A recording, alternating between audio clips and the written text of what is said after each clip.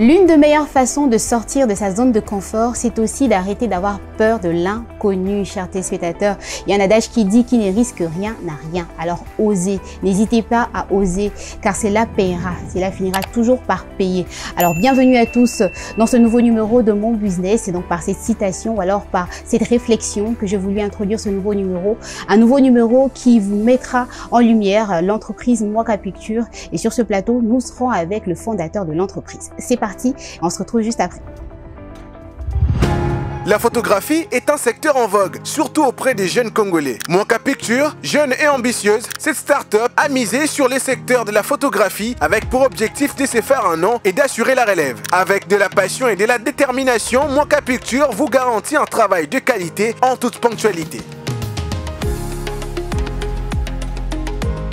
Le 8e art est invité chez nous aujourd'hui dans Mon Business pour ce nouveau numéro. Et sur ce plateau, nous sommes avec le numéro 1 de la boîte, Monsieur Lancia Mwaka. Bonsoir et bienvenue dans notre beau et joli plateau. Ah, merci. J'espère que vous allez bien. Ouais, ça va. Alors, vous évoluez dans ce secteur qui est la photographie. Qu'est-ce que cela représente pour vous? Bon, pour moi, la photographie, c'est un gagne-pain, premièrement. C'est ça qui représente pour moi. Et au-delà d'un gagne-pain, c'est aussi une passion pour moi. Une passion. Ouais. Vous pensez qu'il faudrait forcément rallier passion et ambition, si je peux le dire ainsi, pour arriver à émerger dans un secteur? Bon, moi, je crois que c'est d'abord la passion. Parce que dans la passion et l'amour. Quand tu aimes la chose, forcément, il y aura des ambitions et on arrive à percer. Et on arrive à percer, voilà. Alors, comment est-ce que vous avez atterri dans ce secteur d'activité qui est la photographie? Bon, déjà, je n'ai jamais rêvé d'être photographe. J'ai été un artiste peintre. J'ai fait l'Académie des Beaux-Arts. Et il y a eu un moment... De peintre à la photographie. Donc, tout ça, c'est de l'art, en fait. Et il y a eu un moment, ça n'allait pas vraiment dans la peinture. Et il y a une amie qui m'avait intégré dans un groupe de jeunes. Le jeune en question... c'est ça qui hargneuse en fait. Et j'avais vraiment aimé le projet. Et malheureusement, quand on avait décidé de se lancer dans ça, ils n'étaient pas vraiment trop motivés. Et moi, j'avais pris le projet en cœur. Et je me suis dit, je peux lancer mon propre projet et je prends mes amis. Et c'est par là, on avait rassemblé toutes sortes d'arts. C'était dans quel but, le fait de rassembler tous ces arts-là? Le but, c'était créer un agence événementielle. Donc, quand il y a quelqu'un qui a besoin d'un peintre, je suis là. Quand il y a quelqu'un a besoin d'un photographe, il est là. C'est un peu comme du réseautage. Voilà, c'est ça, c'est un peu ça. Et il y avait un pote là qui était photographe et j'avais l'habitude d'aller l'accompagner. Et c'est par là que j'étais tombé amoureux de la photographie. Et vous avez suivi des formations en rapport avec la photographie? Bon, des formations au début, non. C'était juste mon pote. J'aimais ça et... j'avais pris la photographie dans un angle artistique, en fait. Comme la peinture, comme je fais mes toiles et tout. Bon, j'avais l'idée de faire des tableaux comme si, de photos comme si je dessinais. Et c'est par là que je me suis dit non, je dois d'abord apprendre mieux la photographie. C'est quoi la photographie? C'est quoi un appareil photo? Et arriver à mixer ces deux mondes. Voilà.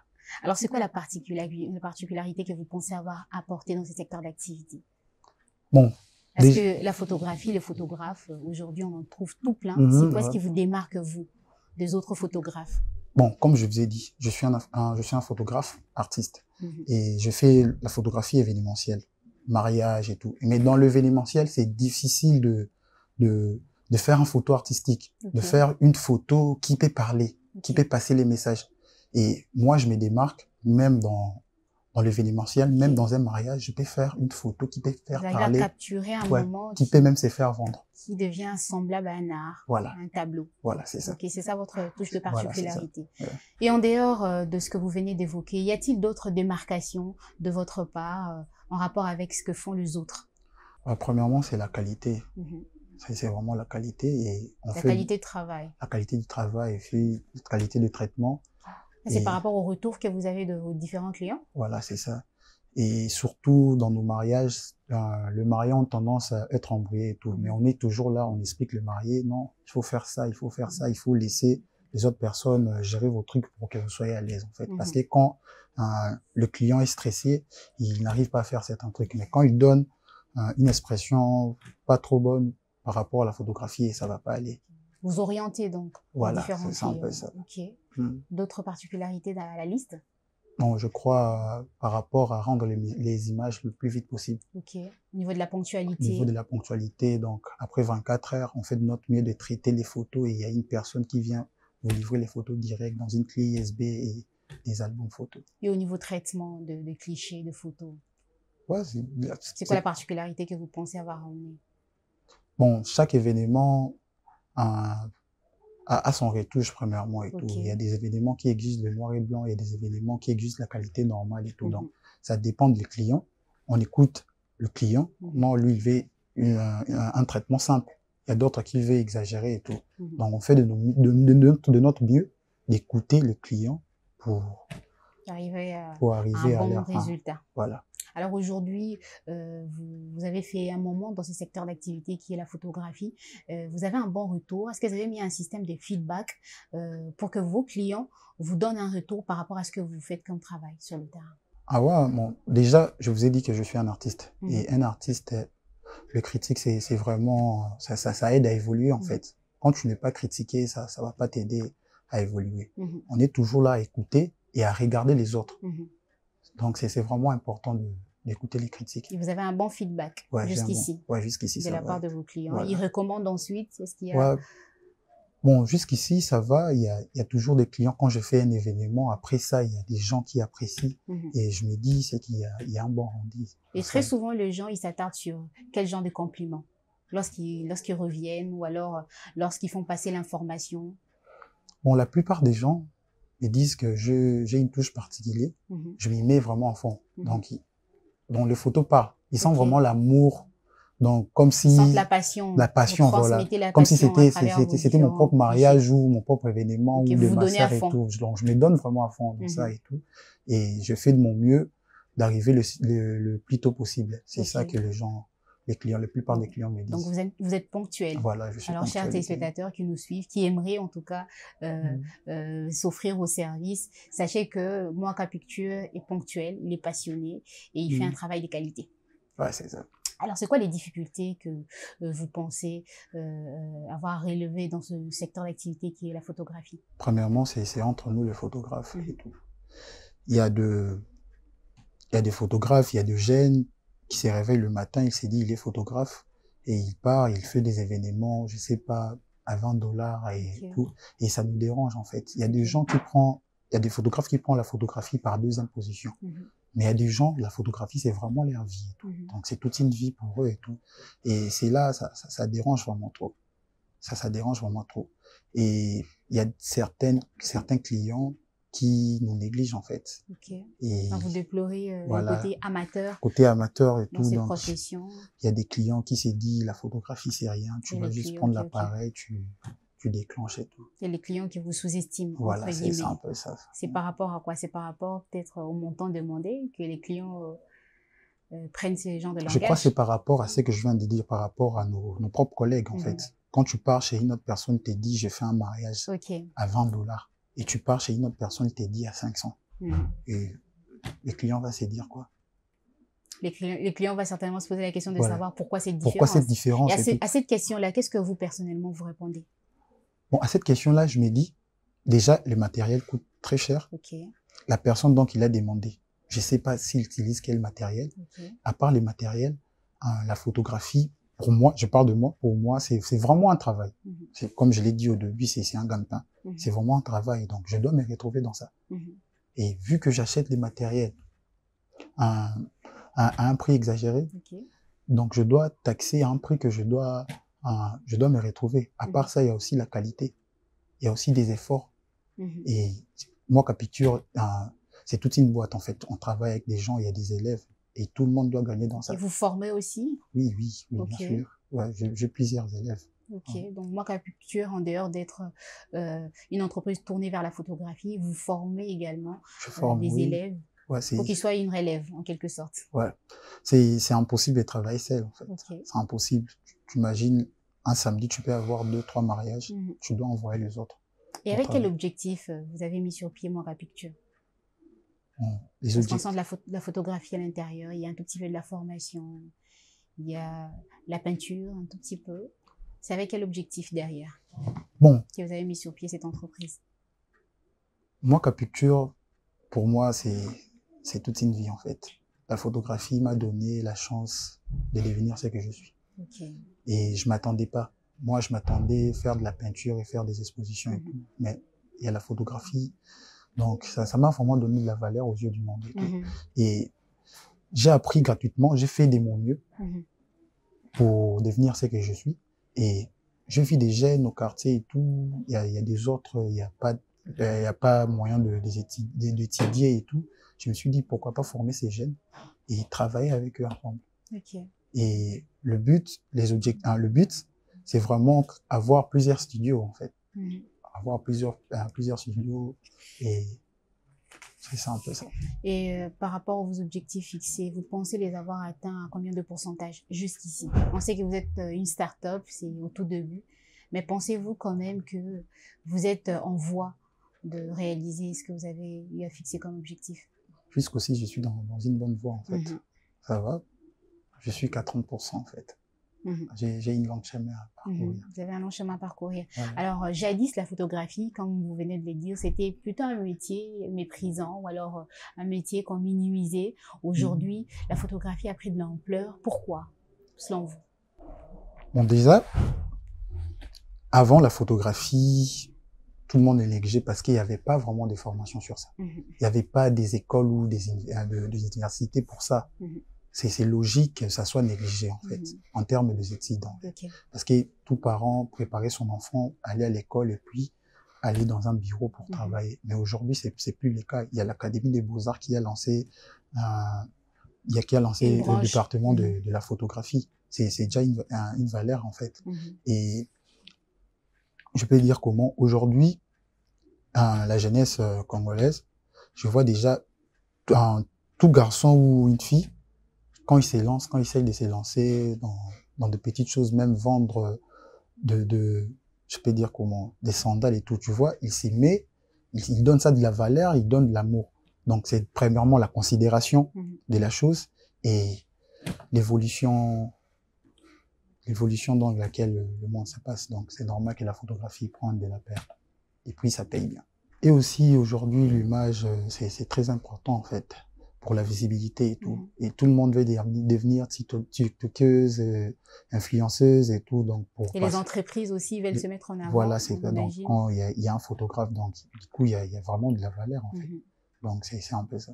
On communique, hein, en gros, juste à travers l'image. Ouais. C'est une des raisons. Ouais, c'est une des raisons, en fait. L'image, ça communique. A pris de l'ampleur. Voilà. Alors, pourquoi, selon vous, ce secteur d'activité est toujours à la traîne? C'est vrai qu'il y a de ceux-là qui se démarquent, comme vous, entre autres. Mais pourquoi, selon vous, ces secteurs de la photographie, ici dans notre pays, est toujours à la traîne, n'arrive pas à émerger convenablement? La valeur entre nous-mêmes, le photographe, en fait. Comme j'avais dit avant, il y a des gens qui prennent ça pour en deuxième position et tout. Et c'est difficile pour lui de s'y mettre vraiment dans ça et donner ça vraiment de la valeur. Okay. Mais quand tu sais que c'est vraiment un boulot noble, c'est comme un avocat, un médecin et tout. Et tu verras, il y aura de la valeur. En gros, sur ça, je peux dire que c'est juste une question de prise de conscience, en fait. Prise de conscience. Voilà. Quand tu te lances dans la photographie, je suis photographe. Et je dois vraiment m'y mettre dedans. Je dois mettre l'amour.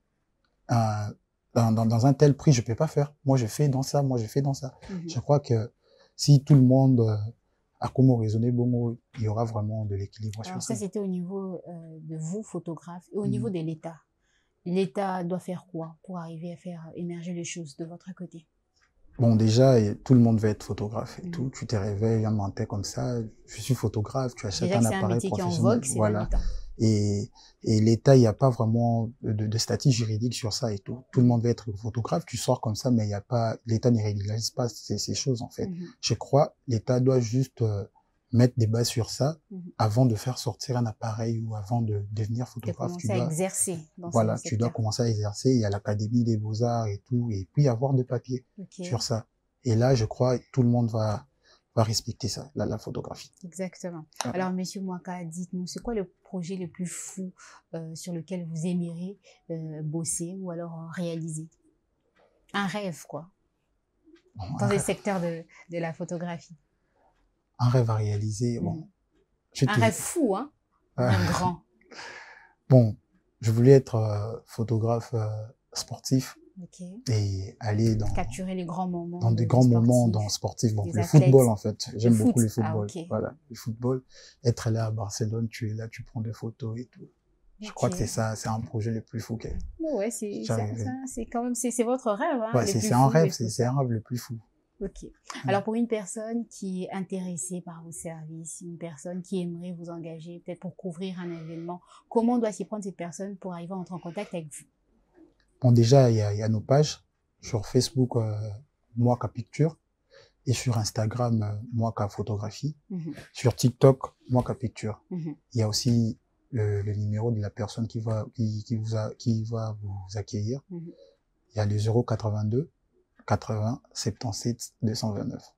Merci, monsieur Mwaka Picture. J'ai envie de vous appeler comme ça. J'espère que ça ne vous gêne pas. Non, ça ne gêne pas. Ce que je vais vous demander en dernier, c'est un message fort à des potentiels clients qui nous suivent en ce moment. Un message fort pour les pousser à s'offrir votre service. Votre caméra est juste là. Mwaka Picture est une agence photographique et on offre les services photographiques avec amour. Premièrement, si vous contactez Mwaka Picture, vous ne serez pas dessus parce qu'on utilise du matériel professionnel de très haute qualité et vous ne serez pas dessus par rapport au rendu du résultat qu'on va commencer à vous donner. Vous ne serez pas dessus, la ponctualité. Et si vous contactez Mwaka, vous serez vraiment à l'aise. On s'y met à fond dans vos événements comme si c'était le nôtre.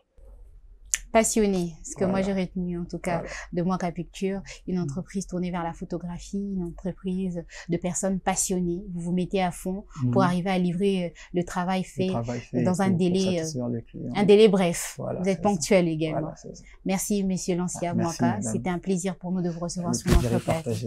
Et merci à vous, chers téléspectateurs. J'espère que vous avez aimé ces numéros. Et si vous êtes entrepreneur, vous avez votre business, vous voulez faire comme monsieur Lancia Mwaka, c'est-à-dire participer à notre émission, eh bien n'hésitez pas à nous contacter à travers le numéro de téléphone qui est affiché au bas de l'écran. Ne bougez pas, la suite c'est dans un instant avec Samuel Moutoni dans 1+.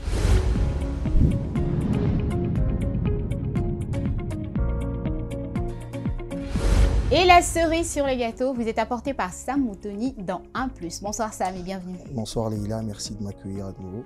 Alors Sam, dis-moi, c'est quoi aujourd'hui dans 1+? Aujourd'hui dans 1+, nous parlerons de la veille concurrentielle. La veille concurrentielle. Okay. Voilà, c'est un concept hyper important dans le monde entrepreneurial que la majeure partie de ceux qui se lancent dans ce secteur doivent s'imprégner. Alors par définition, c'est le fait d'exercer une certaine surveillance sur les informations de vos concurrents actuels et même potentiels. C'est-à-dire, en tant qu'entreprise... C'est pas un peu de l'espionnage? Ça se sens là, d'une certaine manière, parce qu'après, quand on se lance dans un secteur, quand on décide d'être entrepreneur, quand on a une entreprise, il est important d'abord de savoir ce qui se passe autour de vous.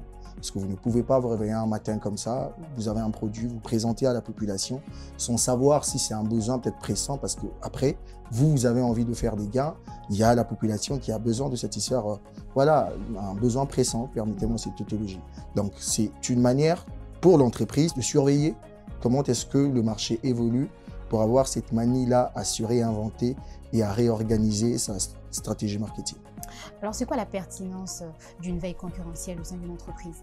Déjà, c'est très crucial qu'une entreprise ait cette capacité à veiller à la concurrence parce que, premièrement, ça vous permet d'anticiper les dégâts potentiels. C'est-à-dire, quand vous êtes dans un secteur, nous le savons, ça existe sous d'autres cieux, hein, peut-être ici également, il y a un moment où, voilà, il y a un secteur qui est en vogue, par exemple, et puis après, il y a pénurie de quelque chose, les choses ne bougent pas. Je donne l'exemple aujourd'hui, il y avait des gens à un moment qui avaient vraiment cette manie de voyager vers Dubaï, acheter des trucs, et puis à un moment, c'était devenu un peu plus lent parce que, voilà, il y avait la foule, tout le monde s'était intéressé, et les gains qu'on gagnait avant n'est plus le même aujourd'hui. Oui. Et quand vous avez cette manie-là en tant qu'entreprise de veiller à comment est-ce que le marché évolue, ça vous permet, vous, d'anticiper le dégât. Par exemple, comme j'ai dit, vous avez une entreprise de fabrication de pain.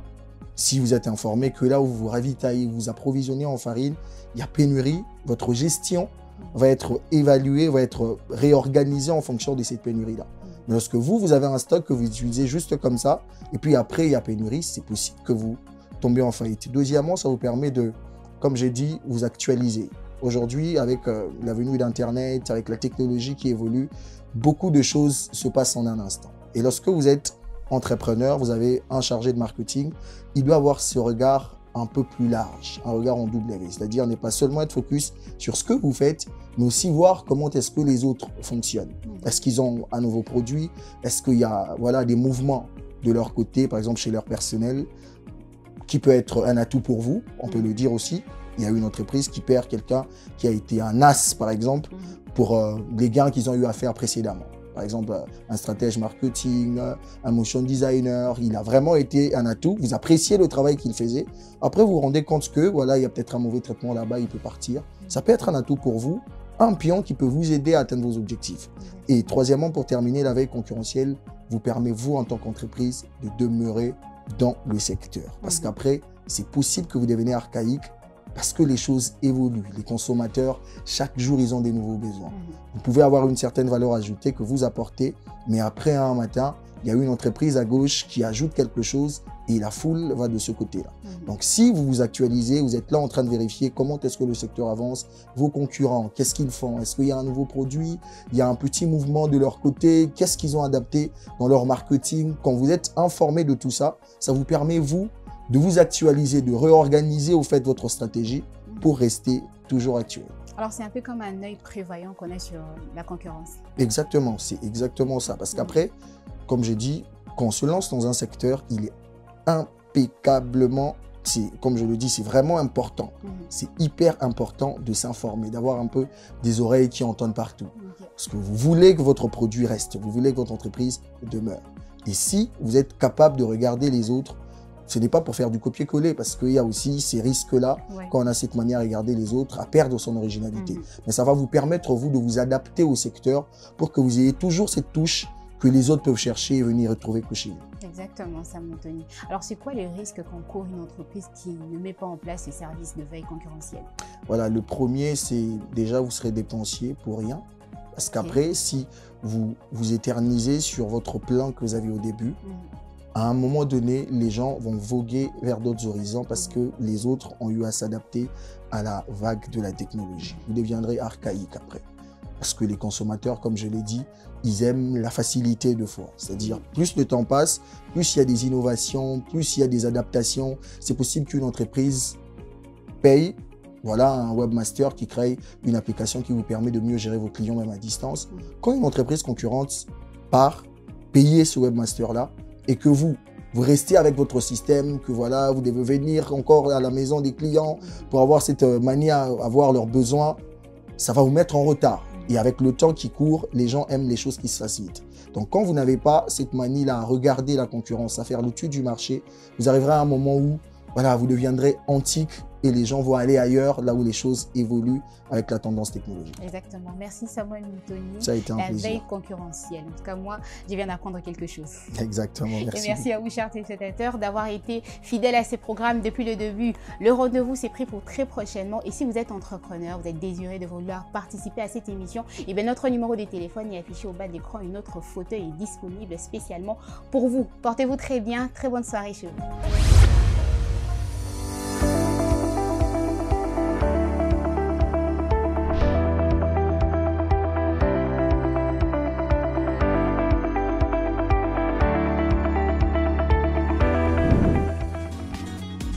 Innov TV, vivez la télé dans sa dimension créative.